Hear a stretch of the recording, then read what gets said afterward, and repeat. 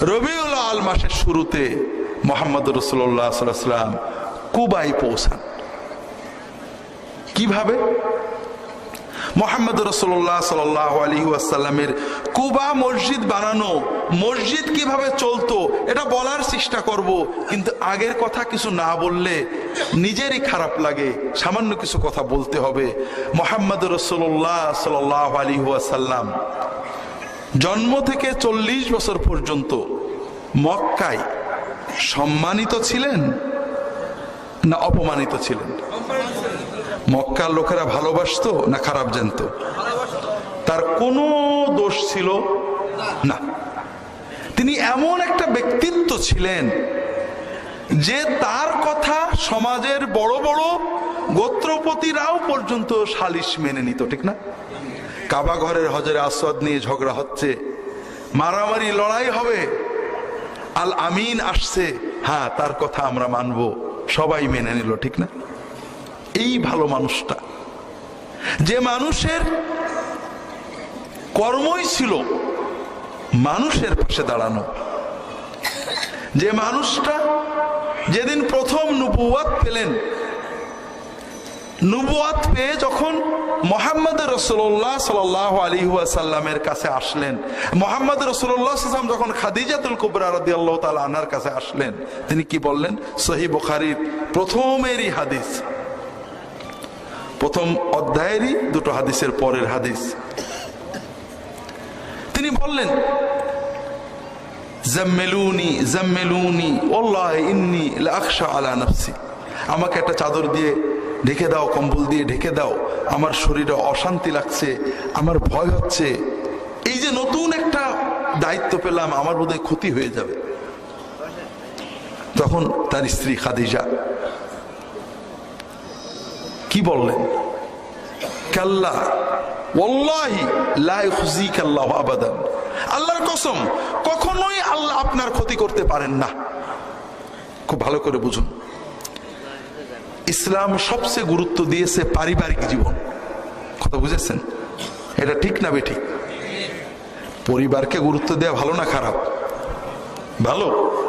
খুব ভালো করে বোঝেন, আমাদের সমাজে অনেক মানুষকে খ্রিস্টান বানানো হচ্ছে, ইসাই মুসলমান নাম দিয়ে, খ্রিস্টান নাম দিয়ে, নানান প্রতারণা মিথ্যা কথা বলে। তার ভিতরে একটা হলো ইসলাম মারামারির ধর্ম, আর খ্রিস্টান ধর্ম নাকি শান্তির ধর্ম। আপনারা তো জানেন না, ইতিহাস পড়েন না, পরিচয়ের সংকটে ভুগি আমরা। আপনারা যদি ইতিহাস পড়েন, আমার লেখা ইতিহাস না, বর্তমানে ইন্টারনেট আপনাদের হাতের কাছে, উইকিপিডিয়াতে ঢুকবেন অথবা ইন্টারনেটে ক্লিক করবেন, জেনোসাইড, ইনকুইজিশন, ক্রিশ্চিয়ানাইজেশন, রিলিজিয়াস সাপ্রেশন, যে কোনো আর্টিকেল পড়বেন, দেখবেন যে বিগত 2000 বছরে যেদিন থেকে খ্রিস্টান পাদ্রী পোপগণ রাষ্ট্রীয় সমর্থন পেয়েছেন, 325 খ্রিস্টাব্দ থেকে এই দ্বিতীয় বিশ্বযুদ্ধের হিটলার পর্যন্ত ধর্মের নামে, খ্রিস্ট ধর্মের প্রাধান্য বিস্তারের নামে, ধর্ম প্রচারের নামে কয়েক কোটি মানুষকে ঠান্ডা মাথায় নির্মমভাবে হত্যা করা হয়েছে, জীবন্ত আগুনে পুড়ি মারা হয়েছে। কথা বোঝেননি?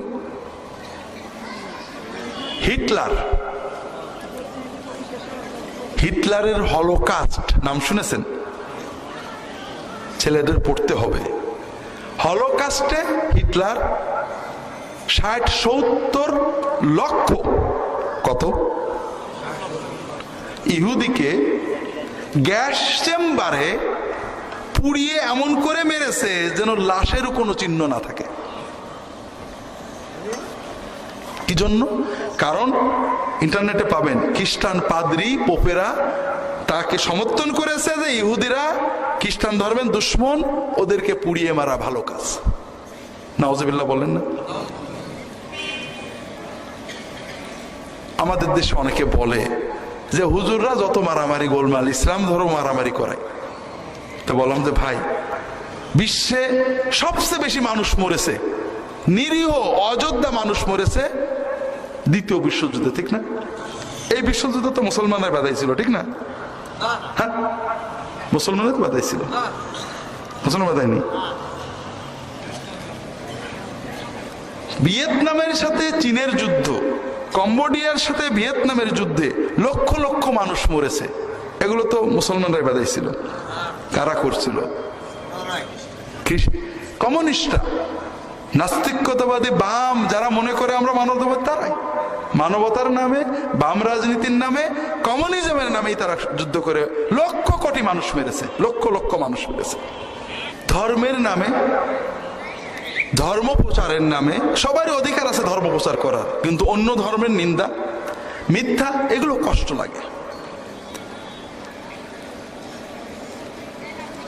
মানবতার জন্য মডেল সব নবী রাসূল ভালো ছিলেন, তারা দ্বীনের দাওয়াত দিয়েছেন, কিন্তু আমরা মুহাম্মদ রাসূলুল্লাহ সাল্লাল্লাহু আলাইহি ওয়াসাল্লামের ভিতরে মানবতার প্র্যাকটিক্যাল মডেল পাই। কথা বুঝেছেন? একটু নমুনা দিলে বুঝবেন। থিওরি সবাই আমরা বলতে পারি, কিন্তু প্র্যাকটিক্যালি দেখানো সহজ না কঠিন? আমি বললাম যে তোমার এক গালে চট দিলে আর এক গালে আগই দিবা, খুব সহজ কথা, শুনতে মিষ্টি, কিন্তু কেউ এটা করে দেখিয়েছে আপনাদের? হ্যাঁ, আপনি হঠাৎ করে যে তার গালে একটা চড় মেরেছেন, সে সঙ্গে সঙ্গে আপনার হাতটা মুছে দিয়ে বলছে এই গালে মারো, কেউ দেখাইছে এটা করে? না, ভুয়া কথা বা নোয়াট কথা। কিন্তু মুহাম্মদ রাসূলুল্লাহ সাল্লাল্লাহু আলাইহি ওয়াসাল্লাম যা বলেছেন তিনি তার জীবনে করে দেখিয়েছেন। আমি সব কিছুতে যেতে পারবো না, যেহেতু খাদিজার কথা আসলো।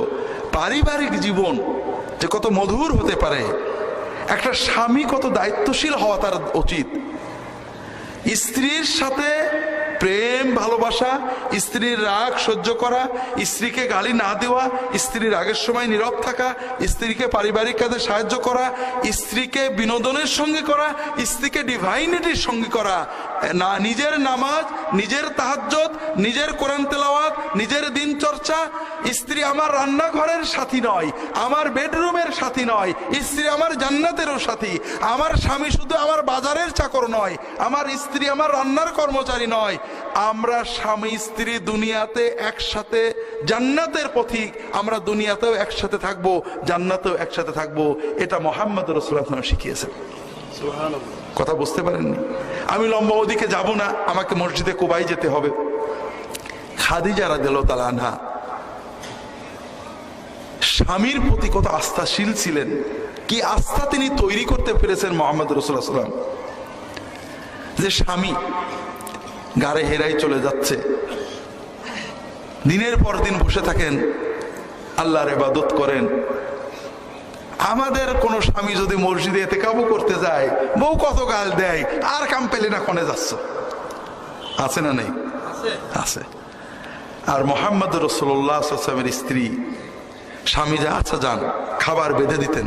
শুধু খাবার বেঁধে দিতেন না, মাঝে মাঝে যখন তিনি দেখতেন যে স্বামীর খাবার তো ফুরিয়ে যাওয়ার সময় আসে না, নিজে কোমরে খাবার বেঁধে সেই পাহাড় বেয়ে উঠে খাবার দিয়ে এসেছেন। আমরা ভাই এক নৌকার যাত্রী, যার যেটা ভালো লাগে সহযোগিতা করতে হয়। নাকে দড়ি দিয়ে টেনে আমার দিকে ফিরিয়ে আনার ভিতরে কোনো কল্যাণ নেই। স্বামীকে আমার বউয়ের মানসিকতায় নিয়ে আসতে হবে, বউকে টেনে স্বামীর মানসিকতায় নিয়ে যেতে হবে। নবীজি সাল্লাল্লাহু আলাইহি ওয়াসাল্লাম এটা শেখাননি। যেটা বলছিলাম ভাইয়েরা, গাড়ে হেরা থেকে চলে আসলেন কাঁপতে কাঁপতে, একটু ভয় পাচ্ছেন। আমাদের কোনো বউ যদি হতো, কত বলেছি না এইসব কাজ করবেন, দেখেন কি বিপদে পড়লেন, হ্যাঁ এইসব করে নাকি। একেতে বিপদ, তারপরে আবার ক্ষোভ, অভিযোগ, অভিমান। কষ্ট কি বাড়লো না কমলো? বাড়লো। কষ্ট হোক আর যাই হোক, স্বামী বা স্ত্রী, স্ত্রীর শরীর খারাপ হয়েছে, স্বামী শরীর খারাপ হয়েছে, ব্যথার কথা বলেছে, স্ত্রী চাহিদা একটা সান্ত্বনার কথা স্বামী বলুক, ঠিক না? আর স্বামী তোমার কত বলিছে এটা করে, এই করে দেখো না আজকে এইটা হইলো, আরো অভিযোগ করলো। কষ্ট বাড়লো না কমলো? একটু খাদিজার থেকে নমুনা নেন, সুন্নত নেন। খাদিজাতুল কুবরা রাদিয়াল্লাহু তাআলা আনহা এটা বলেননি যে আপনার কত বলেছে এইসব করবেন না, দেখেন আজ কি বিপদে পড়লেন।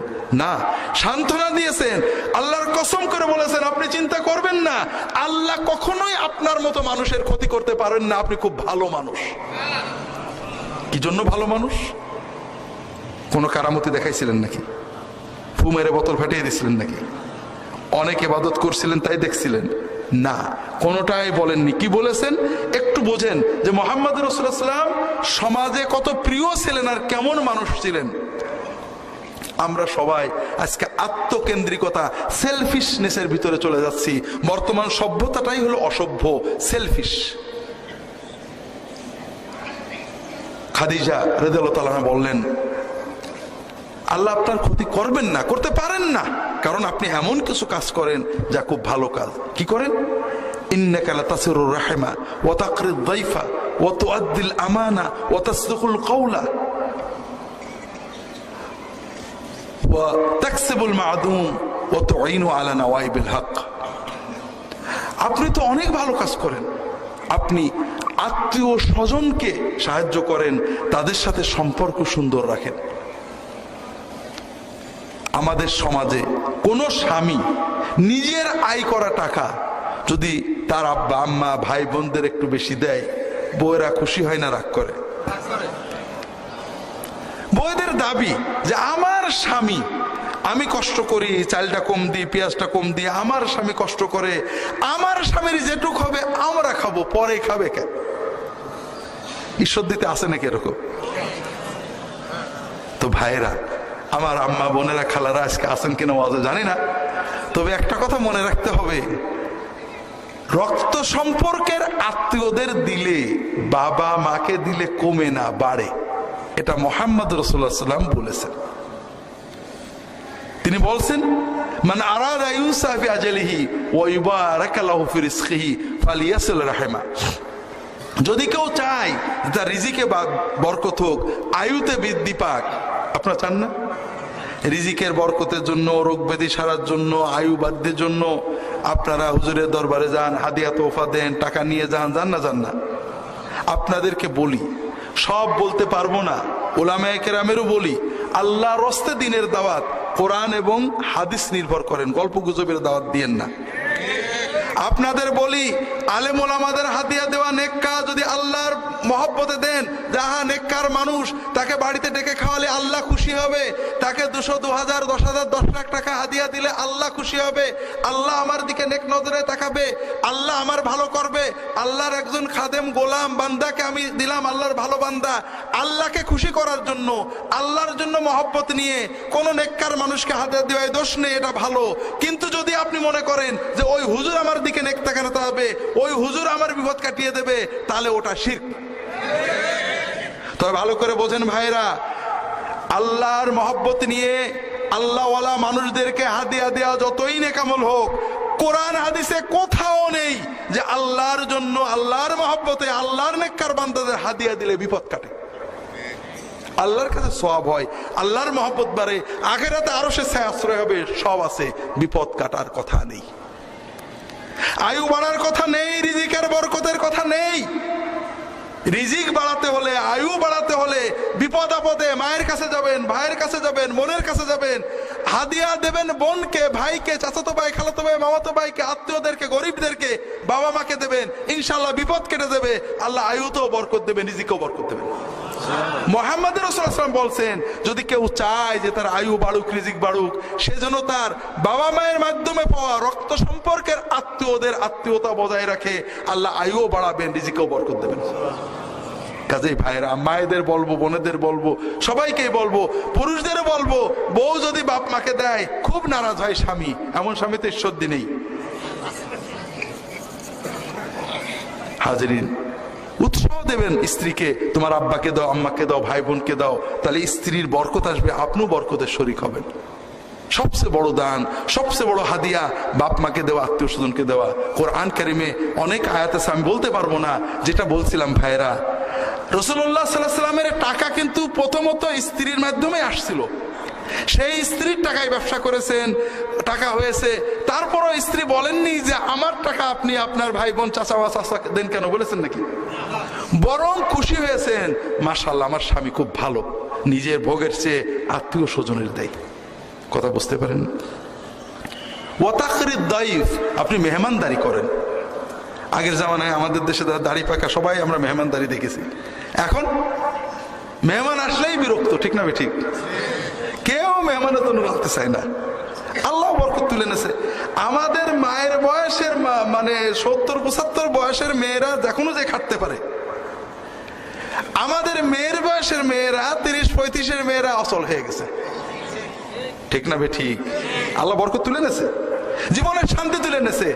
একটা বাচ্চা, দুটো বাচ্চা, তারপরও কষ্ট যায় না, মাথা ব্যথা যায় না, গাড় ব্যথা যায় না, অসুস্থতা যায় না, টিভির সামনে সারাদিন বসে থাকে, মেহমান আসলে মেজাজ খারাপ হয়ে যায়, জীবনের শান্তি বলে কিছু চেনে না। কিন্তু 85 বছরের বুড়ির কাছে যেয়ে দেখেন শান্তি জানে।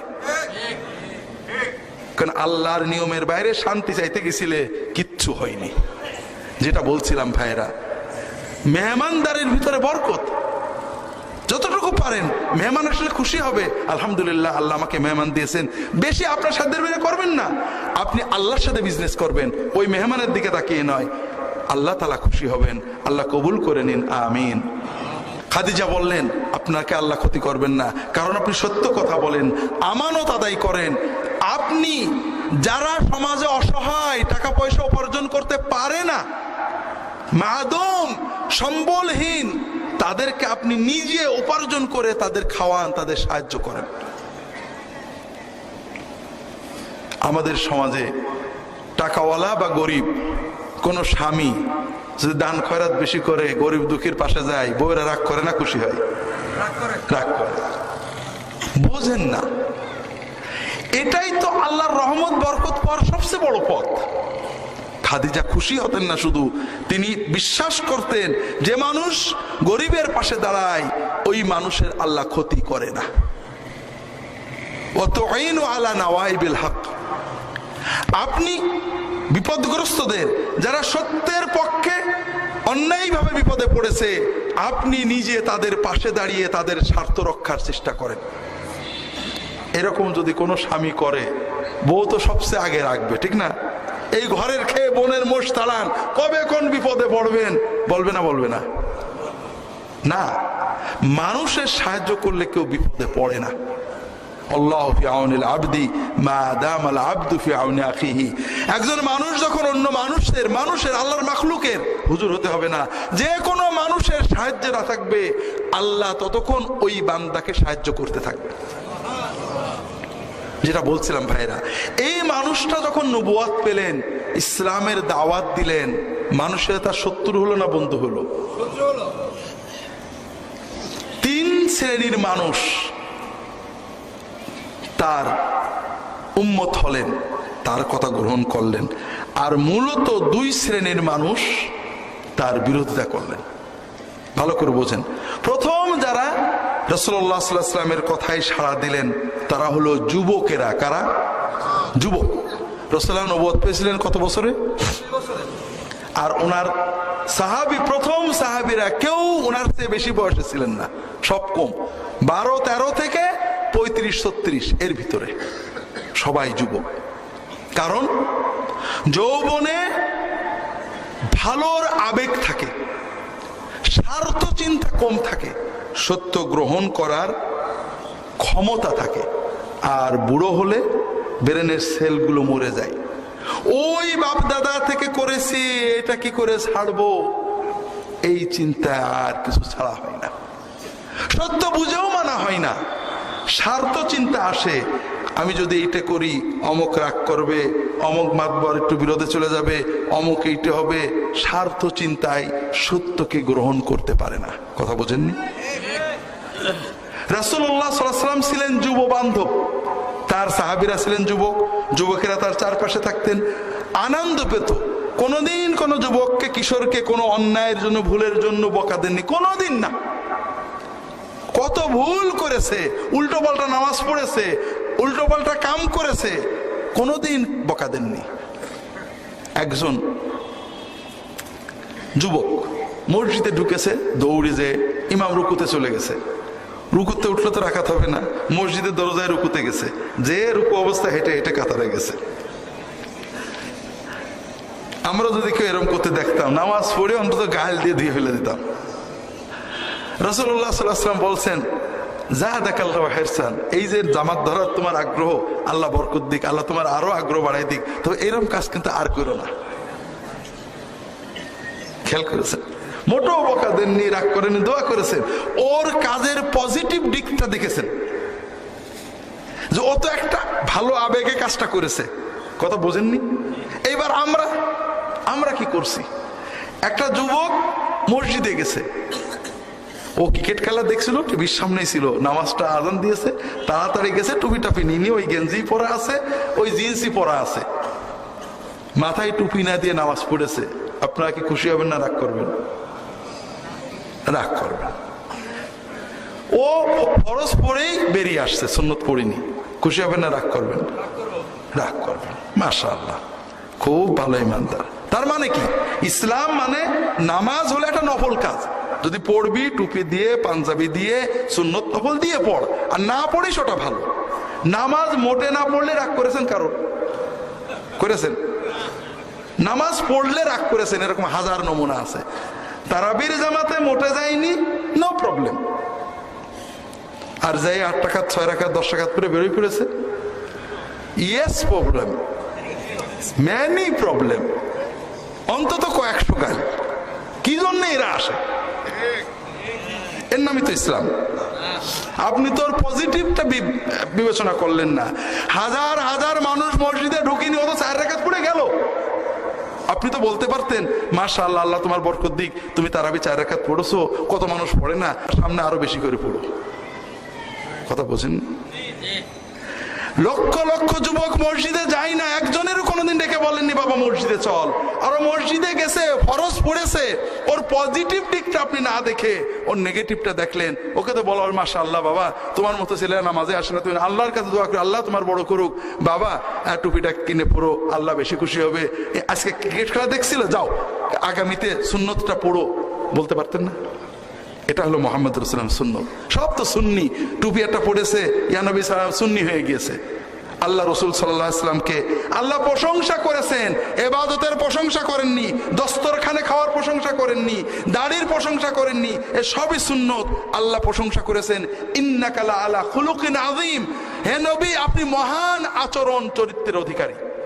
মানুষকে ভালোবেসে মানুষের সুন্দর আচরণ করতে পারেন, প্রতিটি মানুষের পজিটিভ দিক বিচার করে কথা বলতে পারে। কথা বুঝতে পারেননি? রাসূলুল্লাহ সাল্লাল্লাহু আলাইহি ওয়াসাল্লাম যুব বান্ধব, যুবকেরা তার কাছে মজা পেত, তার কাছে সত্য পেত, তার আচরণ, কথা এবং কর্মে মিল পেত। যুবকেরা ভণ্ডামি ভালোবাসে না। কথা বোঝেননি? আপনি মুখের কথা অনেক বলেছেন, কামে নেই, যুবকদের ভিতরে খটকা লাগে। কারণ ওদের তো স্বার্থ চিন্তা নেই, ওরা সত্য চিন্তা করতে চায়। ওরা সত্য পেয়েছে মুহাম্মদ রাসূলুল্লাহ সাল্লাল্লাহু আলাইহি ওয়াসাল্লামের ভিতরে, কথা এবং কাজে শতভাগ মিল, কোনো ফাঁক নেই। যেটা বলছিলাম ভাইরা, আর এক শ্রেণীর মানুষ, সমাজের সাধারণ মানুষ, দেখলেন না একজন রঙের মিস্ত্রি টাকা দিয়ে গেল, এই ধরনের মানুষ রাসূলুল্লাহ সাল্লাল্লাহু আলাইহি ওয়াসাল্লামের সাহাবী হয়েছেন আগে। কেন? তাদের কোনো স্বার্থ চিন্তা নেই। খুব ভালো করে বুঝুন, আমি ঝিনাইদহ ক্যাডেট কলেজের পাশ দিয়ে বিশ্ববিদ্যালয়ে যাই গাড়িতে, ক্যাডেট কলেজের গেটে লেখা আছে, সুশিক্ষিত মানুষই সুবিবেচক। কথা বোঝেন? আমার মাঝে মাঝে মনে হয় আমাদের দেশে এই যে কোটি কোটি টাকা লুটপাট হয়, সুদ ঘুষ দুর্নীতি দেয়, এরা কি সুশিক্ষিত না মূর্খ? কই সুবিবেচনা তো পাচ্ছি না। আমাদের দেশে এই যে 7 খুন করে, 10 খুন করে, মানুষজন খুন করে, লক্ষ লক্ষ কোটি কোটি টাকার সম্পদ লুট করে, ভূমি দস্যুতা করে, এরা কি শিক্ষিত না মূর্খ? কই সুবিবেচনা তো পাচ্ছি না। কথা বুঝতে পেরেছেন? সমাজের সম্পদশালী ক্ষমতাশালীরা সবচেয়ে বেশি অন্যায় করে।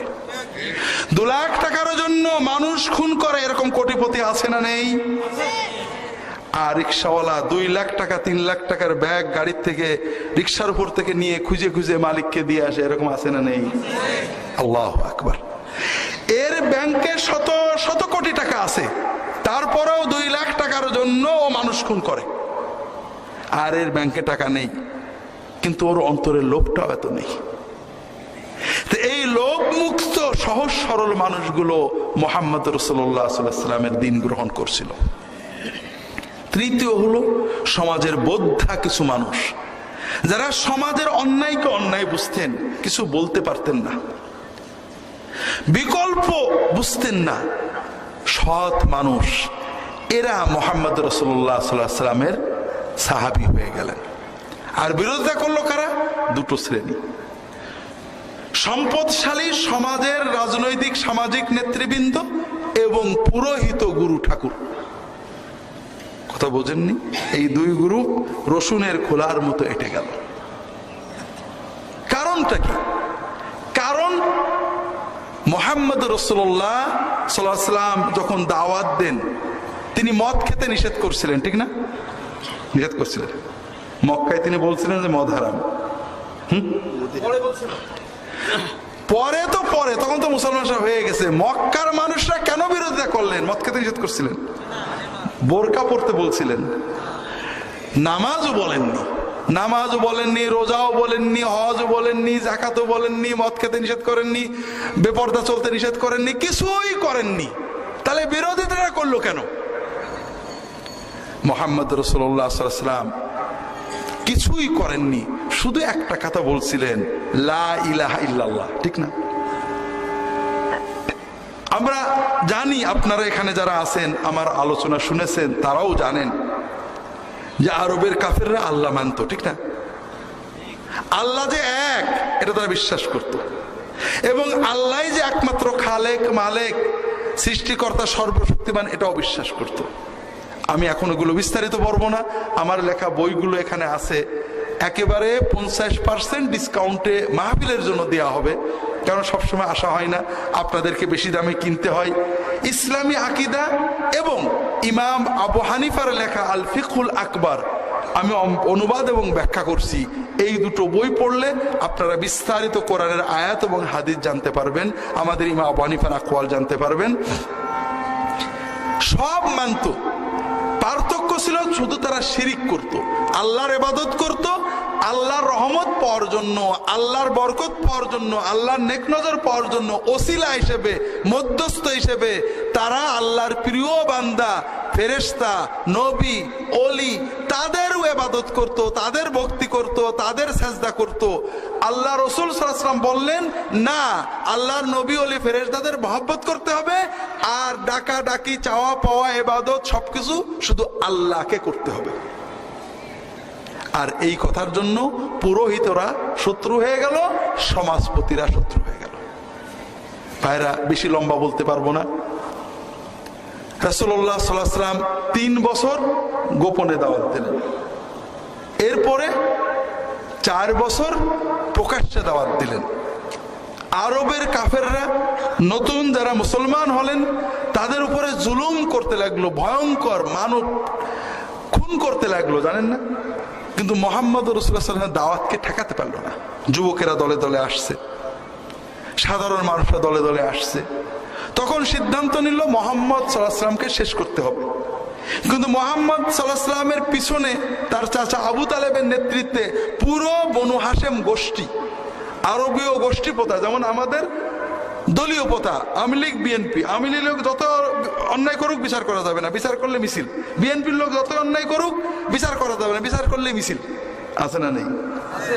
মুক্তিযোদ্ধা যত অন্যায় করুক বিচার চলবে না, হলেই মিছিল। মৌলানা সাহেব যতই অন্যায় করুক বিচার করা যাবে, বিচার করলে হুজুরা মিছিল। তো ঠিক এই রকম গোষ্ঠী প্রথার ভিতরে ছিল মক্কার লোকেরা। বনু হাশেম, বনু আব্দুল মুত্তালিব মুসলমান হয়নি, 2-1 বাদে। কিন্তু তাদের কথা, আমাদের ছেলের গায়ে হাত দিলে আমরা শেষ রক্তবিন্দু পর্যন্ত লড়াই করব।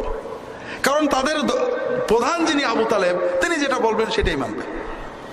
যেমন আমরা এখন রাজনৈতিক দলে নেতা যেটা বলে সবাই সেটাই বলে, ঠিক না? ঠিক ঠিক ওইরকম এই জাহেলি সমাজে, আমরাও জাহেলি সমাজেই থাকি। সত্য, আমরা অনেক সময় বলি আমরা গণতন্ত্র ইত্যাদি, আমেরিকা, ইউরোপে গণতন্ত্র আছে, কিন্তু আমরা কিন্তু গণতন্ত্র, আমরা অসভ্য। আমাদের দেশে সংবিধানে আছে, এটা সব দল, সব রাজনৈতিক দল এটা চাই, কেউ ভালো না। সেটা কি, যে দলের এমপি হয়ে সংসদে যাবে ওই দলের বাইরে কোনো সিদ্ধান্ত নিতে পারবে না, নিলেই কি ফস। বলা হয় জনপ্রতিনিধি, লা হাওলা ওয়ালা কুওয়াতা, কেউ জনপ্রতিনিধি না, সব দলপ্রতিনিধি।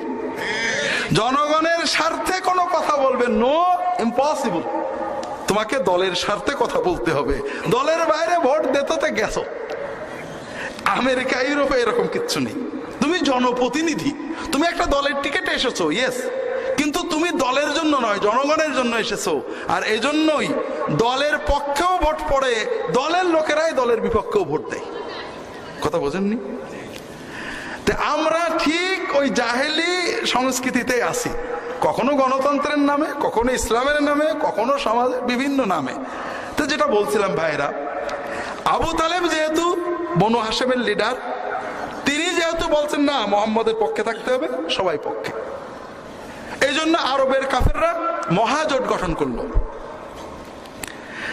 যতক্ষণ না বনু হাশেম, বনু আব্দুল মুত্তালিব মোহাম্মদকে আমাদের হাতে ছেড়ে দেবে, দুটো, হয় মোহাম্মদ চুপ হয়ে যাবে আলাইহিস সালাতু ওয়াস সালাম, অথবা তাকে ছেড়ে দেবে, প্রোটেকশন তুলে নেবে, আমরা যা পারি করব। এই শর্ত না মানা পর্যন্ত তারা বয়কট করা হলো, জানেন, অবরোধ করা হলো, বয়কট করা হলো। 3 বছর শাহবে আবি তালেবের জেলখানায় থাকলেন, মনে আছে তো? কয় বছর গেল? 7 বছর গেল। এরপরে যখন বেরিয়ে আসলেন, তখন বিপদের উপরে বিপদ। তার চাচা আবু তালেব এবং তার স্ত্রী খাদিজা রাদিয়াল্লাহু তাআলা আনহা ইন্তেকাল করলেন। আবু তালেবের মৃত্যুর পরে বনু হাশেম, বনু আব্দুল মুত্তালিবের লিডার কে হলেন? আবু লাহাব। আবু জাহেল ওই গোষ্ঠী, অন্য গোষ্ঠীর। আবু লাহাব, আবু লাহাব মুহাম্মদ সাল্লাল্লাহু আলাইহি ওয়াসাল্লামের প্রোটেকশনের পক্ষে ছিলেন না বিপক্ষে ছিলেন? বিপক্ষে। এখন গোষ্ঠী চলে গেল বিপক্ষে, গোষ্ঠীর প্রোটেকশন নেই। এইবার মুহাম্মদ সাল্লাল্লাহু আলাইহি ওয়াসাল্লামের উপরে ফিজিক্যাল টর্চার শুরু হয়ে গেল, এতদিন ছিল না। ওনাকে কথাই বলতে দেওয়া হতো না। তায়েফে গেলেন, গেলেন না? তায়েফবাসীরা দাওয়াত নিছিল, নেয়নি, অত্যাচার করলো, পাথর মারলো, যুবকদেরকে লেলিয়ে দিল, এটা পাগল। তারা ইট মারলো, পাথর মারলো, সারা গায়ে রক্ত। মুহাম্মদ রাসূলুল্লাহ সাল্লাল্লাহু আলাইহি ওয়াসাল্লাম তায়েফ থেকে ফিরে আসছেন, গায়ে রক্ত বয়ে যাচ্ছে, এখনো গায়ে রক্ত, ঘা দগদগ করছে। মক্কায় কেউ সাহায্য করতে রাজি না, তায়েফ গ্রহণ করলো না। তিনি হাঁটছেন হাঁটছেন, কোথায় যাব? জিবরাইল আলাইহিস সালাম আসলেন পাহাড়ের ফেরেশতা নিয়ে। জি ইয়া রাসূলুল্লাহ, আল্লাহ তাআলা এই পাহাড়ের ফেরেশতাকে পাঠিয়েছেন, আপনি অনুমতি দিলে এখনই এই পাহাড়গুলো উল্টে মক্কা এবং তায়েফকে নিশ্চিহ্ন করে দেওয়া হবে। আমি হলে কি বলতাম? এখনই দাও, বুঝুক, আমি একটু দেখি আমার কথা না শোনার মজা। আমরা সবাই যারা ইসলাম করি তারা একই অবস্থা, মানুষদেরকে ইসলামের শত্রু বানিয়ে ফেলি। আমার কথার ভুলে, আমার উপস্থাপনার ত্রুটিতে মানুষ ইসলাম বিরোধী হয়ে যায়। কোনো মুসলমান জেনে শুনে ইসলাম বিরোধী করে না, সে কোরআন জানে না, কোরআন বোঝে না, তাই কোরআন বিরোধী কথা বলে। আমি তাকে কোরআন বোঝানোর চেষ্টা করিনি, মুসাব ইবনে উমাইরের কথায় আসবো একটু পরে, কিন্তু আমি তাকে ইসলামের তার ধ্বংস চাচ্ছি, ক্ষতি করতে চাচ্ছি, গুড়িয়ে দাও, জ্বালিয়ে দাও, ইহুদি খ্রিস্টানদের রাজনৈতিক ভাষাগুলো আমরা ব্যবহার করছি। কথা কি বুঝতে পেরেছেন? মুহাম্মদ রাসূল কি বললেন? লা আরজু আইয়াখরুজা মিন আসলাবিহিম মান ইয়াবুদুল্লাহ ওয়াহদাহু। জিবরাইল, এই তায়েফ মক্কাকে ধ্বংস করে দিও না, এরা হয়তো আমাকে চেনেনি, এরা হয়তো চলে যাবে, এ প্রজন্মের কেউ মুসলমান হবে না, কিন্তু এদের সন্তানদের ভিতরে, এদের পরবর্তী কোন প্রজন্মের ভিতরে একটা মানুষও যদি আল্লাহর ইবাদত করে শিরিক মুক্ত, এটাই আমার আশা, এটাই আমার পাওয়া। আমি এই আশাতেই থাকবো, দাওয়াত দিতে থাকবো, কিন্তু এদেরকে ধ্বংস করতে দেব না। কথা বুঝতে পারেন ভাইরা? আমরা কি পারি না এইরকম একটা উদার দৃষ্টিভঙ্গি? আমি দাওয়াত দেব, এরা মানেনি, কাল মানবে, পরশু মানবে, হয়তো এদের প্রজন্মের, পরবর্তী প্রজন্মের কেউ না কেউ মানবে, হতে পারে না? এরকম আছে না নেই? কত নাস্তিক দিনের বড় দায়ী হয়েছে, হয়নি? কত দিন বিরোধী মানুষের আওলাদের আলেম হয়েছে, হয়নি? কাজে এত অস্থির কেন ভাইরা? আল্লাহর দিন আজকালের ভিতরে সব মানুষ নিয়ে নেবে। কতটুকু পরিশ্রম করেছেন আপনি? মিনায় বসে আছি, পাশে এক আলেম বসে আছেন, বলছেন যে ভাই আমি কোরআন শরীফ পড়ছি। বলছেন ভাই দেখেন এই কোরআনের এগুলো সব অচল হয়ে গেল, কোরআনের সমাজ গড়া আর হলো না। বললাম দেখেন কোরআনের সমাজ যে আপনি চান, বাংলাদেশের কত % মানুষ কোরআন পড়তে পারে? খুব অল্প। তা আপনি কত % মানুষকে কোরআন শিখিয়েছেন? আগে কোরআন নিয়ে মানুষের কাছে যান, তাদেরকে কোরআন শেখান, কোরআন পড়ুক, কোরআন বুঝতে শিখুক, কোরআন বুঝে কোরআন পড়ে হৃদয় নড়ুক, আল্লাহর দিনকে বুঝুক, এরপরে না আল্লাহ কোরআনের সমাজ দেবেন। কোরআনকে এমন ফালতু কিতাব যে কেউ কোরআন পড়তে পারে না, কোরআনের অর্থ সাথে একজনে হাজারে একজন বোঝে না, আল্লাহ কোরআন দিয়ে দেবেন। ওই শায়েখ বলছেন তাহলে তো আর কোনোদিনই হবে না। তা বললাম যে কিভাবে চান? আপনি কোরআন নিয়ে বেরোবেন না, মানুষকে কোরআন পড়াতে শেখাবেন না, কোরআনের মানুষ বানাবেন না, কোরআনের আখলাক বানাবেন না, কোরআনের তাকওয়া বানাবেন না, কোরআনের ঈমান আকীদা বানাবেন না, আপনি কিভাবে তাহলে কোরআনের সমাজ গড়বেন? আপনাকে তো খাটতে হবে। যে সমাজের 80% জন মানুষ নামাজ পড়েন না, 15 জন নামাজ পড়লেও সেই নামাজিদের ভিতরে 99 জন মানুষ কোরআন পড়তে পারেন না, সুদ ঘুষে লিপ্ত, কোরআন বোঝেন না, হাজার হাজার হারামে লিপ্ত। আপনি কোরআন বুঝিয়ে কোরআনের আখলাক তৈরি না করে কিভাবে কোরআনের সমাজ করবেন? কথা বুঝতে পারেন না? কবে হবে এটা তো আমার দায়িত্ব না, আমার দায়িত্ব হলো আমার কাজ করা। যেটা বলছিলাম ভাইয়েরা, মোহাম্মদ রাসূলুল্লাহ সাল্লাল্লাহু আলাইহি ওয়াসাল্লাম তায়েফ থেকে ফিরে আসলেন, তায়েফবাসীরা নিল না, মক্কার দাওয়াত দিতে দিচ্ছে না, সম্পূর্ণ জগৎ তার বিরুদ্ধে চলে গিয়েছে। যখন রাত সবচেয়ে কালো হয়, গভীর হয়, এরপরেই তো শবে সাদেক হয়, ঠিক না? রাসূলুল্লাহ সাল্লাল্লাহু আলাইহি ওয়াসাল্লামের শবে সাদেক শুরু হলো। এত কষ্টেও রাসূলুল্লাহ সাল্লাল্লাহু আলাইহি ওয়াসাল্লাম কখনো আল্লাহর কাছে বলেননি যে আল্লাহ আমি তোমার নবী কেন? তিনি দোয়া করতেন, আল্লাহ তুমি যদি খুশি থাকো, যত বিপদ আসুক আমার কোনো আপত্তি নেই, তবে যদি একটু শান্তিতে তোমার দিনটা প্রচার করতে দাও তাহলেই ভালো। রাসূলুল্লাহ সাল্লাল্লাহু আলাইহি ওয়াসাল্লাম মেরাজে গেলেন, আসলেন ফিরে মদিনা থেকে, ইয়াসরিব থেকে নবুয়তের 11 বছরে 11 বছর যেখান শুরু হলো, হজের সময় মদিনার 6 জন মানুষ রাসূলুল্লাহ সাল্লাল্লাহু আলাইহি ওয়াসাল্লাম হজের ভিতরে গোপনে তাদের ইসলামের দাওয়াত দিলেন, তারা মুসলমান হয়ে গেলেন। পরের বছরে ওই 6 জনের 5 জন, আরো 7 জন, 12 জন আসলেন। ওই 12 জন ইসলাম গ্রহণ করলেন। এই 12 জনের সাথে রাসূলুল্লাহ সাল্লাল্লাহু আলাইহি ওয়াসাল্লাম মুসআব ইবনে উমাইর নামে এক যুবককে পাঠালেন। মুসআব ইবনে উমাইর যুবক, তরুণ, মক্কার সবচেয়ে ধনীদের একজন, বাবা বিলিয়নিয়ার ছিল, অনেক উট টাকা পয়সা ব্যবসা ছিল, মারা গেছে, মায়ের একটাই সন্তান। সকালে যে জামা পরে বিকেলে পরে না, এত দামি আতর পরে রাস্তায় গেলে মানুষ তাকিয়ে থাকে। এই যুবকের কাছে দ্বীনের দাওয়াত পৌঁছেছে, গোপনে ইসলাম গ্রহণ করেছেন। হঠাৎ মা খবর পেয়েছে মুসলমান হয়েছে তোমার ছেলে। মা ধরছে, বলে হ্যাঁ হয়েছি। মা বলে ছেড়ে দাও, বাপদাদার ধর্ম ছেড়ে এই ওহাবি হয়েছে কেন? আরবরা বলতে থাকে সাবেই, মানে বাপদাদার ধর্ম ছেড়ে নতুন জিনিস নেওয়া। আমরা যেমন বলি ওহাবি। বলে না আম্মা ছাড়বো না। মা অনুরোধ করেছে শুনিনি, মা জেদ করেছে শুনিনি, মায়ের জেদ বেড়েছে, মা ছেলেকে বেঁধে রেখেছে, খেতে দেয় না। 2 দিন 3 দিন চলে গেছে, মা আশা করছে যে ছেলে এখনই আমার কথা শুনে খাবে, ছেলে আর খায় না। মায়ের মন তো একজন বুঝিয়েছে, ছেলেকে বেঁধে মেরে ফেলে কি হবে, ছেড়ে দাও, যা করে করুক। শেষ পর্যন্ত মা ছেড়ে দিয়েছে, কিন্তু আমার বাড়ি তোর ঠাঁই নেই। যে যুবক সকালে যে কাপড় পরতেন বিকালে পরতেন না, সেই যুবক একটা কাপড় নিয়ে হিজরত করলেন।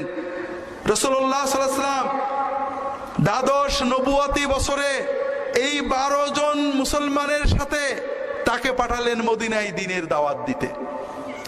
কি সুন্দর দাওয়াত দিয়েছেন।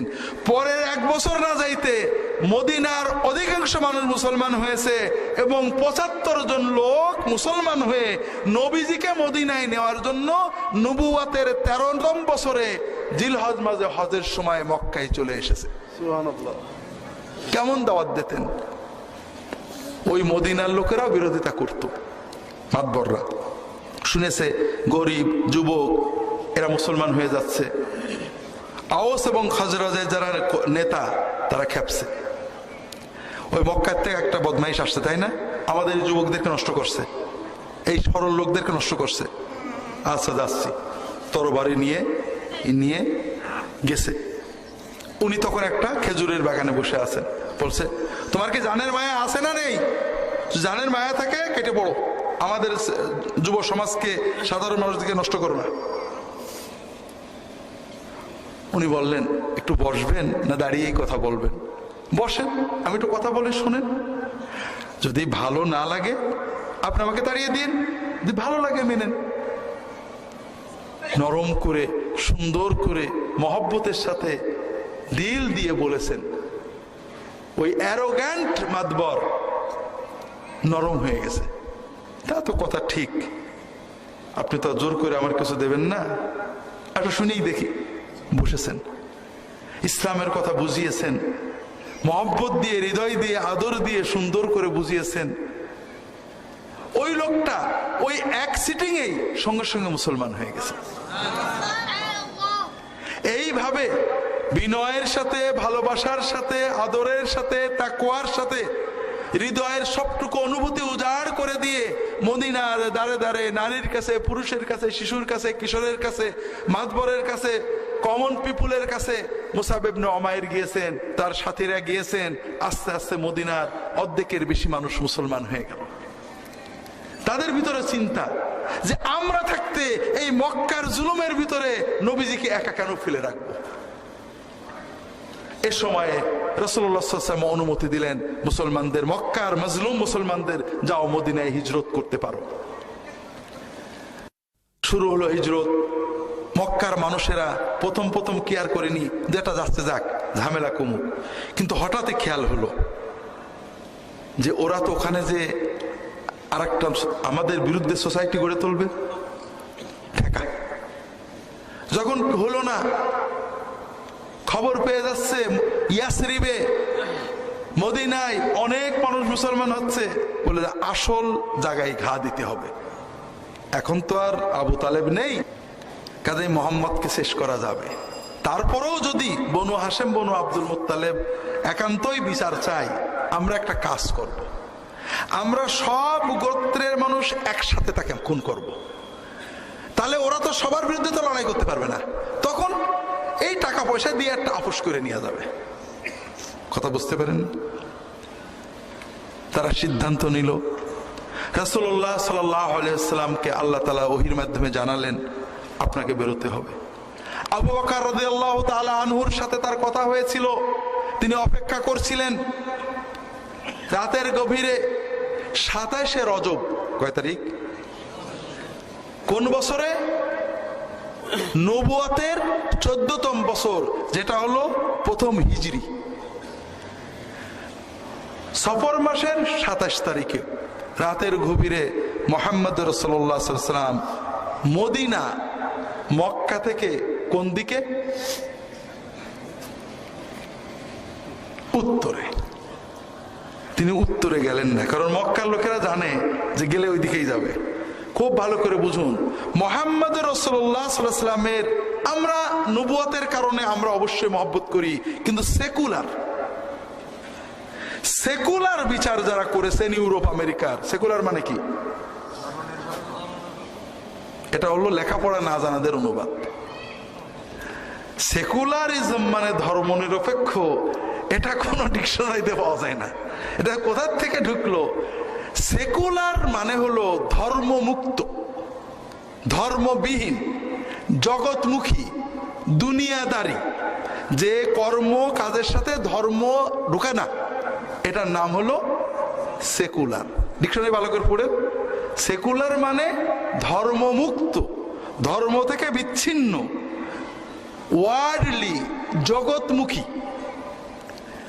তে যারা ধর্ম মানেন না, ইতিহাস নিয়ে গবেষণা করেন, তারা যখন মুহাম্মদ রাসূলুল্লাহ সাল্লাল্লাহু আলাইহি ওয়াসাল্লামের জীবনী অধ্যয়ন করেন, সেকুলার বিচারে, ধর্মবিহীন বিচারেও তারা বলেন যে মুহাম্মদ রাসূলুল্লাহ সাল্লাল্লাহু আলাইহি ওয়াসাল্লাম সত্যই একজন সফল রাজনীতিবিদ, সমরবিদ এবং চিন্তাবিদ ছিলেন। তিনি প্রতিটি কাজ এমন কৌশলে সিদ্ধান্ত নিয়েছেন যে কৌশলের ভিতরে কোনো ভুল ধরা যায় না। তিনি আল্লাহর রহমতে গিয়েছেন, এটা তারা স্বীকার করে না। তারা স্বীকার করতে বাধ্য হয় যে তার এই পরিকল্পনাটাই ছিল নিখুঁত।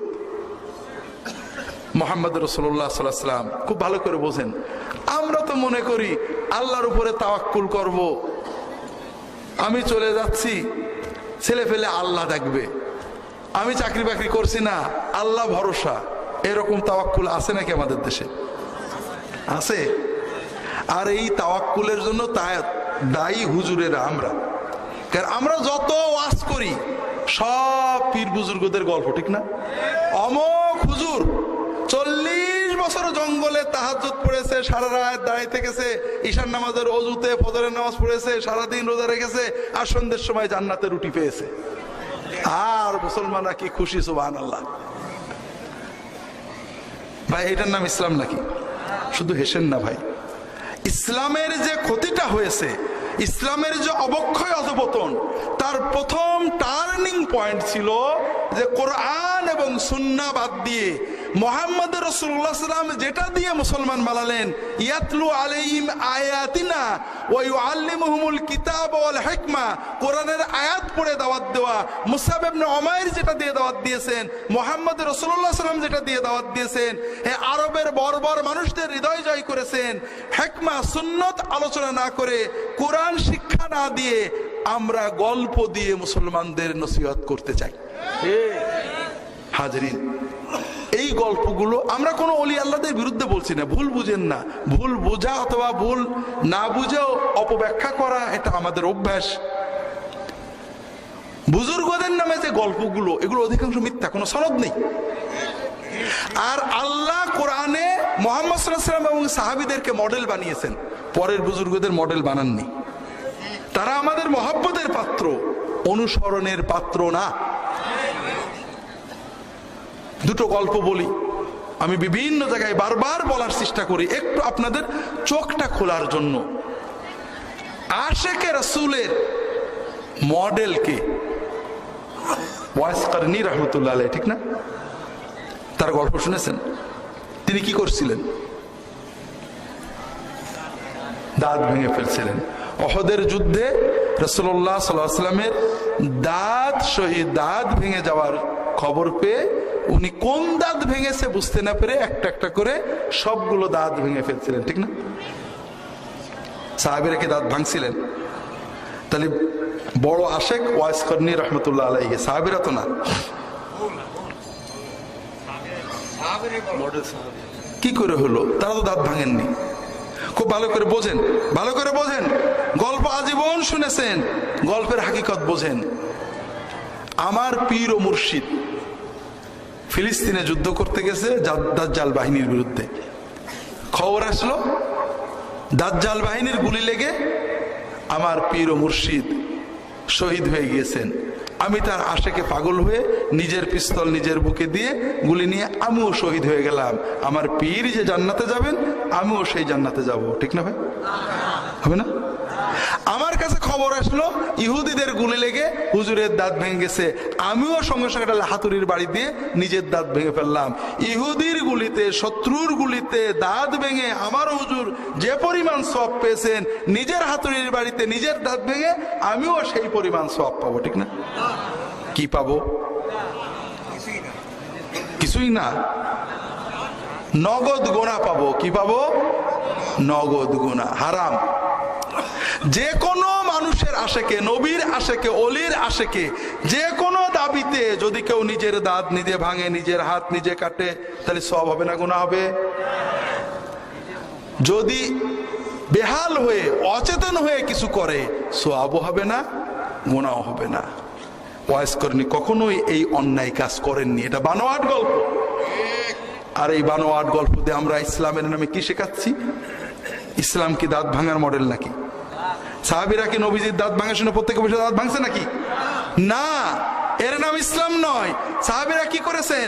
মদিনায় একজন অসুস্থ সাহাবী শুয়ে আছেন, খবর এসেছে মুহাম্মদ সাল্লাল্লাহু আলাইহি ওয়াসাল্লাম শহীদ হয়ে গিয়েছেন, নিজের তরবারিটা বের করে নিয়েছেন, নিয়ে নিজের বুকে মেরে নিয়েছেন নাকি? না, তরবারি নিয়ে ছুটেছেন। যে কাফেরেরা আমার নবীকে শহীদ করেছে, ওই কাফেরদের বিরুদ্ধে শেষ রক্তবিন্দু পর্যন্ত লড়তে লড়তে মরবো, তিনি লড়াই করতে করতে শহীদ হয়ে গিয়েছেন। এর নাম হলো আশিকে রাসূল। রাসূলুল্লাহ সাল্লাল্লাহু আলাইহি ওয়াসাল্লাম দাঁত ভেঙেছে, সাহাবীরা দেখেছেন, প্রত্যেকে হাতুড়ি নিজের দাঁত ভাঙছেন নাকি? না, প্রাচীর হয়ে দাঁড়িয়ে গেছেন নবীজির চারপাশে, শত শত বৃষ্টির মতো তীর আসছে নবীজিকে হত্যা করার জন্য। দাঁড়িয়ে তারা পাঁচিল দিয়ে নিজের দেহকে ঢাল বানিয়েছেন, মানব ঢাল, হিউম্যান শিল্ড। নিজের দেহে শত শত তীর লাগিয়েছেন, রাসূলুল্লাহ সাল্লাল্লাহু আলাইহি ওয়াসাল্লামকে রক্ষা করেছেন। এইটা হলো আশিকে রাসূল। কথা বোঝেননি? যে গল্প আমরা শোনাই, এটা কি অনুকরণীয়? না। ঘরে বসে নিজের দাঁত ভাঙা যায় নাকি? এটা কি ইসলামের কোন নির্দেশিত রিকমেন্ডেড কাজ? না। তাহলে এই গল্প আমাদের ইসলাম বিরোধী চেতনা তৈরি করছে, আমাদেরকে চমৎকৃত করে। সুবহানাল্লাহ বলতে পারি, কিন্তু এটা কোনো মডেল না, এটা বানোয়াট কথা। আল্লাহর ওলি হওয়ার মডেল ইব্রাহিম ইবনে আদহাম, জানেন না? তিনি আল্লাহর ওলি হওয়ার জন্য সাধনা করতেন। তিনি রাজা ছিলেন, রাজপ্রাসাদে বসেই আল্লাহর জিকির, ওজিফা, রিয়াদত, মুরাকাবা করতেন। একদিন প্রাসাদে শুয়ে আছেন, ছাদের উপরে খটখট করে, এই ছাদে কে? ছাদের থেকে নাকি আওয়াজ আসলো, আমি খিজির। তো হুজুর আপনি কি করেন? আমি উট খুঁজি। সে কি কথা, ছাদের উপরে কি উট পাওয়া যায়? আপনি কি পাগল হলেন? তা তুমি কি পাগল নাকি? রাজবাড়িতে শুয়ে কি আল্লাহ পাওয়া যায় নাকি? উনি তো চিন্তা করলেন, তাই রাজবাড়িতে শুয়ে আল্লাহ পাওয়া যাবে না। উনি রাজত্ব ছেড়ে জঙ্গলে যে আল্লাহর ওলি হয়ে গেলেন। আমরা বিরাট সুবহানাল্লাহ বলে ফেলি, ভাই এটার নাম ইসলাম নাকি?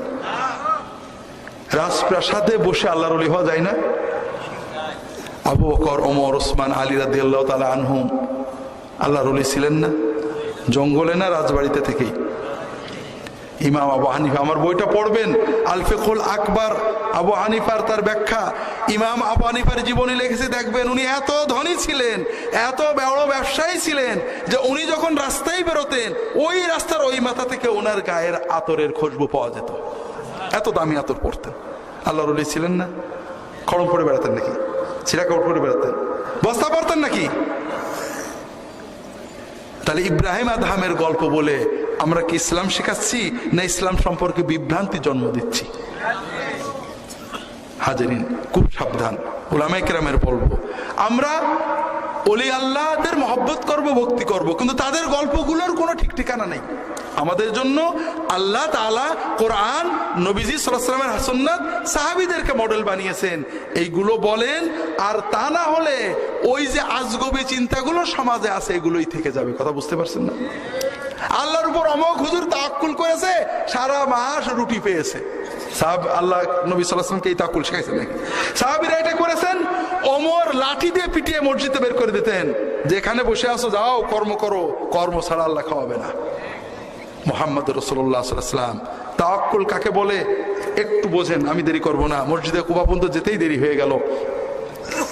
রাসূলুল্লাহ সাল্লাল্লাহু আলাইহি ওয়াসাল্লাম প্রতিটি পদক্ষেপ নিয়েছেন যৌক্তিকভাবে, একেবারে স্টাডি করে, যে আমি উত্তরে না যেয়ে দক্ষিণে যাব, দিনে না যেয়ে রাতে যাব, আলীকে বিছানায় শুয়ে দিয়ে যাব, অমুক গুহায় যেয়ে উঠবো, এবং চর রেখে গিয়েছেন আবু বকর রাদিয়াল্লাহু আনহুর ছেলেকে, কিশোর ছেলে, তুমি সারাদিন মক্কায় ঘুরবে, কে কি প্ল্যান করে সেগুলো জানবে, শুধু করবে, বোকার মতো ঘুরে বেড়াবে, আর রাত্রি পাহাড়ে যে আমাদেরকে বলে আসবে এরা কি পরিকল্পনা করছে। আবার উট ভাড়া করে একজন ভালো পথ চেনা লোক রেখে দিয়েছেন যে আমরা সুযোগ মতো বেরোলেই তুমি আমাদের শর্টকাট পথে মদিনায় পৌঁছে দেবে। সকল পরিকল্পনা সম্পন্ন করেছেন। সেই উঁচু পাহাড়ের উপরে উঠে এমন গুহায় বসেছেন, সেই গুহায় আমি নিজে ঢুকেছি। সেই গুহার ভিতরে কেউ থাকলে দেখা যায় না, ছোট্ট একটা মুখ আছে মাটির সাথে, মাটি থেকে উঠে গুহার ভিতরে অনেক উঁচু, একেবারে মাটিতে মাথা না বাঁধালে তার ভিতরে কিছু আছে বোঝার কোনো ক্ষমতা নেই। সেইখানেও কাফেরেরা খুঁজতে খুঁজতে চলে গেল। পা দেখা যাচ্ছে, আবু বকর রাদিয়াল্লাহু তাআলা পা দেখছেন, নবীজি সাল্লাল্লাহু আলাইহি ওয়াসাল্লাম পা দেখছেন। আবু বকর চিন্তা করছেন একটু ফোঁটা কেউ যদি মাথাটা মাটিতে নামায় তাহলে তো আমাদের দেখে ফেলবে, তাহলে নবীজি সাল্লাল্লাহু আলাইহি ওয়াসাল্লাম কি হবে। আবু বকর অস্থির হয়ে গিয়েছেন। মুহাম্মদুর রাসূলুল্লাহ সাল্লাল্লাহু আলাইহি ওয়াসাল্লাম বললেন, লা তাহজান ইন্নাল্লাহা মা'ানা। আবু বকর কোনো টেনশন করো না, আমরা আল্লাহর কাজ করেছি, আল্লাহ আমাদের সাথে আছেন, আমাদের চিন্তার কোনো কারণ নেই। সুবহানাল্লাহ। এর নাম তাওয়াক্কুল। মুমিনের হৃদয়ে টেনশন থাকে না, বিশ্বাস করেন, উৎকণ্ঠা থাকে না, টেনশন থাকে না, কোনো দুশ্চিন্তা থাকে না। মুমিন কাজ করে, প্রতিটি কাজ পরিকল্পনার সাথে করে, কিন্তু সে জানে যে আমার রবের হাতে ফয়সালা। কথা বোঝেননি? এর নাম হলো তাওয়াক্কুল। তো যাই হোক ভাইরা, হৃদয়টাকে প্রকৃত তাওয়াক্কুল দিয়ে, সুন্নত তাওয়াক্কুল দিয়ে উজ্জীবিত করেন। আমি জানি এখনো বাংলার জমিনে অনেক মানুষ আছে যাদের ছেলের অসুখ হয়, মেয়ের অসুখ হয়, হাসপাতালে যায়, মরার মতো খবর আসে, দৌড়ায়, সব করে, কিন্তু উৎকণ্ঠা বোধ করে না। কথা বোঝেননি? কারণ সে জানে যে আমার রব যেটা করবে সেইটা হবে, আমি আমার দায়িত্ব পালন করছি। কথা বুঝতে পেরেছেন? এর নাম হলো তাওয়াক্কুল। যেটা বলছিলাম ভাইরা, 3 রাত রাসূলুল্লাহ সাল্লাল্লাহু আলাইহি ওয়াসাল্লাম থাকলেন। 3 রাত থাকার পরে পহেলা রবিউল আউয়াল, প্রথম হিজরির, অর্থাৎ নবুয়তের 14তম বছরের, তারা মদিনার দিকে সরাসরি না যে দক্ষিণে কিছুটা এগিয়ে চলে গেলেন ইয়ামানের দিকে। এরপরে সমুদ্রের প্রান্ত দিয়ে 8 দিন হাঁটলেন। কয়দিন?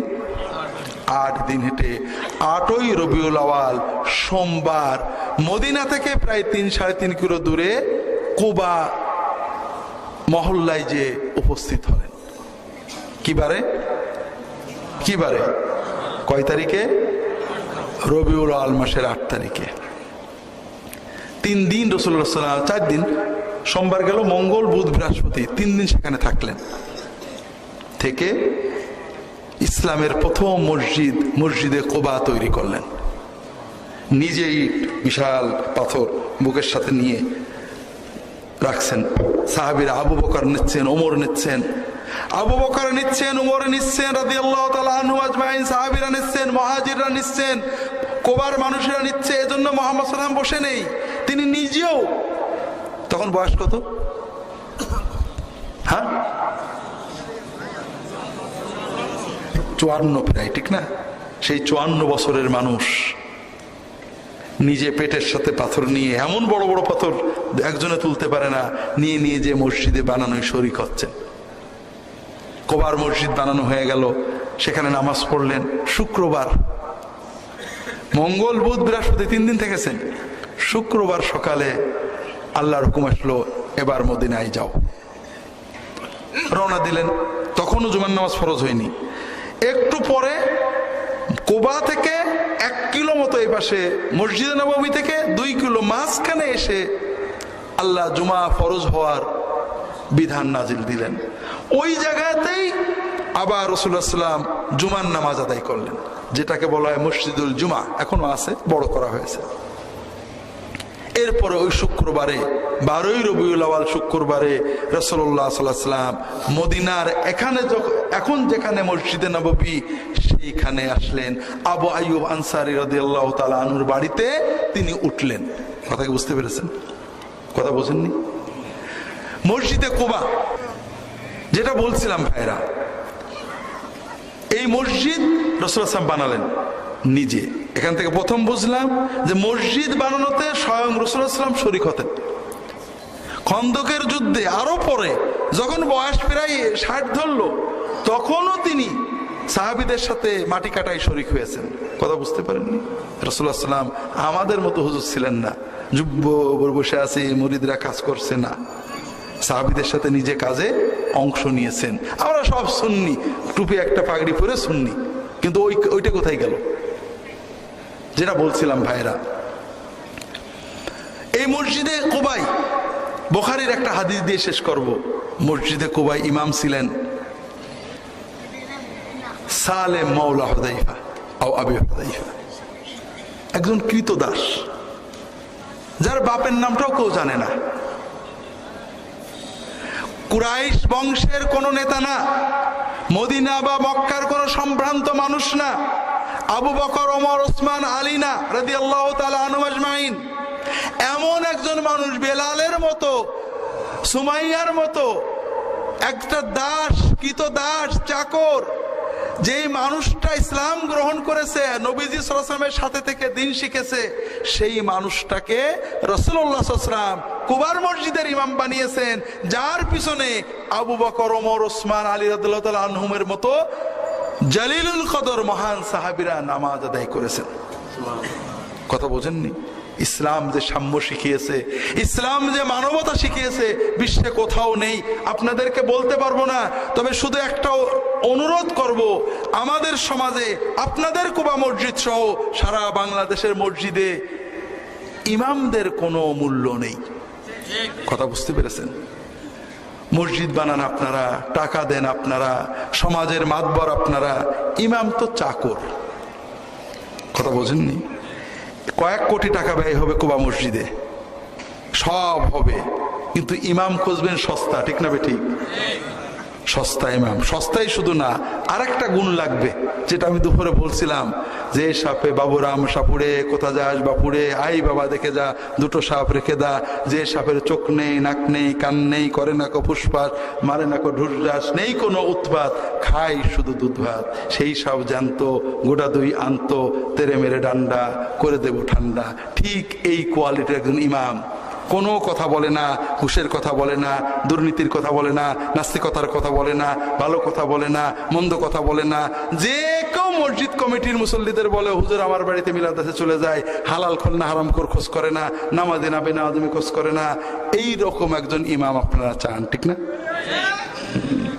আর এই রকম ইমাম দিয়ে যে মসজিদ, ওই মসজিদের সওয়াব আপনারা কতটুকু পাবেন আল্লাহ ভালো জানেন, আমার বিশ্বাস হয় না। ইমাম মানে কি? চাকর, নেতা। আপনাদের সমাজে এমপি, চেয়ারম্যান, মেয়র হয় না? আমাদের মতোই তো মানুষ, আমাদের কাছে এসে ভোট চাই, কিন্তু ভোটে পাশ করার পরে সে নেতা হয়ে যায়, তখন তার কথা আমাদের মানতে হয় না? মানতে হয় না? ঠিক ইমাম যখন নিয়োগ করলাম, মসজিদের ইবাদত বন্দেগী সিদ্ধান্ত একমাত্র ইমাম নেবে, কিন্তু আমাদের নেই কমিটি। গাল শোনে, বিশ্বাস করেন, আমি নিজে দেখছি, আমাকে গাল দেয় না যে কারণেই হোক, আমি মসজিদ দেখছি, পানি নেই গাল দিচ্ছে মুয়াজ্জিনের, ইমামের। মসজিদে পানি নেই, এজন্য কি ইমাম মুয়াজ্জিন দেয় না কমিটি দেয়?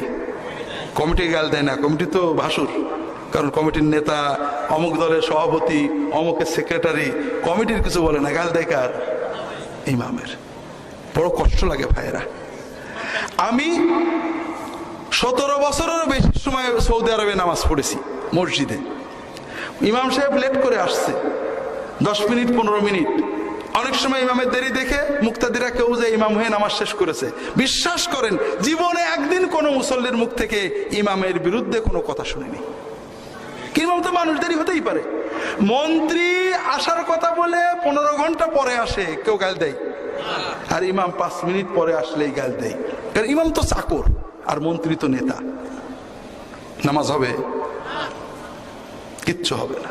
তো ভাইয়েরা, ইমাম মসজিদে কুবার ইমাম নিম্ন স্তরের, সামাজিক বিচারে নিম্ন ছিলেন। আমাদের সব হুজুরই নিম্ন, আপনাদের মতো টাকাওয়ালা না, বড় বংশের না, নিম্নবিত্ত পরিবারের, গরিব মাদ্রাসায় পড়ে ইমাম হয়েছে। আমরা মূল্য দিই না, কারণ আমরা আবু জেহেলের মতো টাকার হিসাব করি, ক্ষমতার হিসাব করি।